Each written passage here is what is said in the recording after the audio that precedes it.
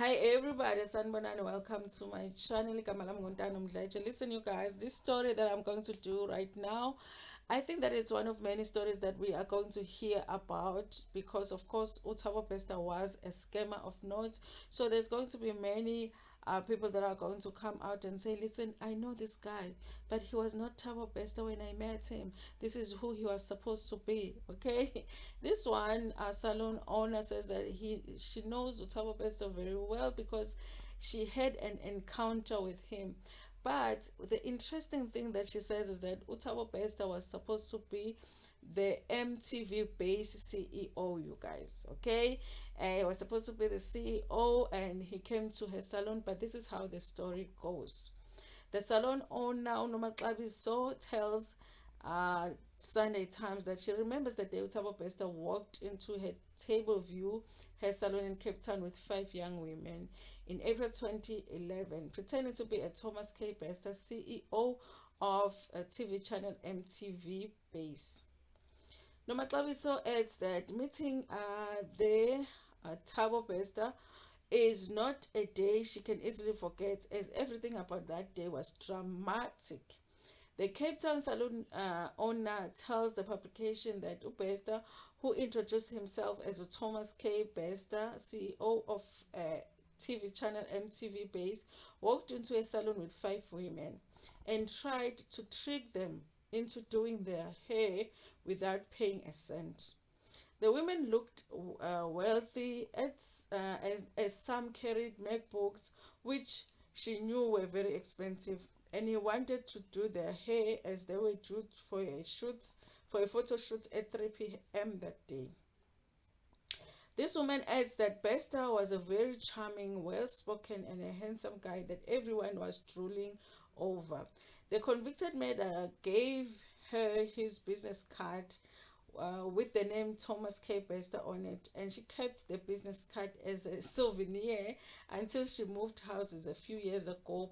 And she discarded it. Okay. Hey, she was thinking ukuthi uthole ikhadi lomuntu wase-MTV. Hawu Nkosi yami.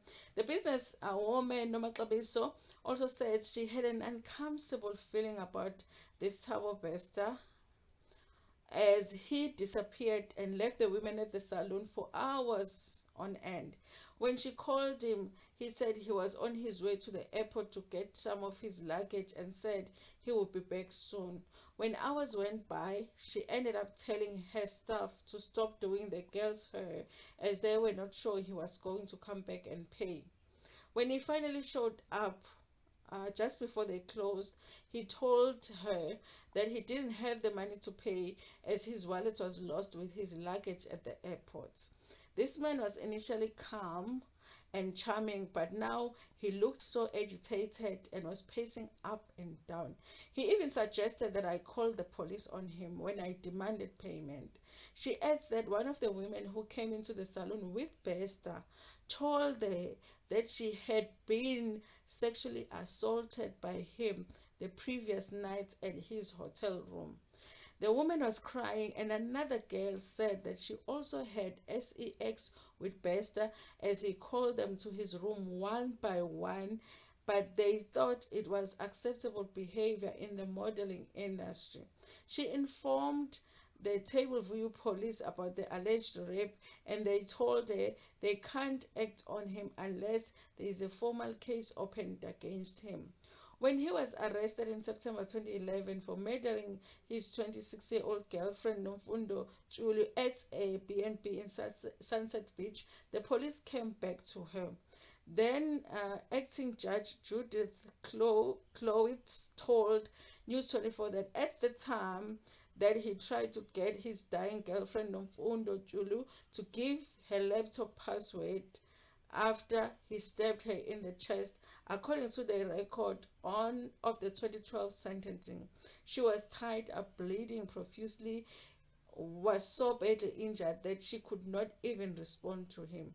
Tableview police had not replied to News 24 to News 24's request of confirming of a saloon owner Maxabiso story at the time of publishing this article, you guys. Like I said, I am not surprised at all, you guys, that this is coming out now. I think there are many, many women that have stories to tell when it comes to Bester, but it has to be noted that this is the story that happened way before the whole Dr. Nandipa saga. So this is before he even went to prison for the murder and the sexual assault. So yes, you guys, there are women. I'm just imagining how scary it is to see him on TV and be like, I actually had a, an encounter with this person. Anyway, you guys, thank you so much for watching this video. Please like it before Pumegyo and share it with your friends, with your family, and even with strangers. Ngithanda kakhulu.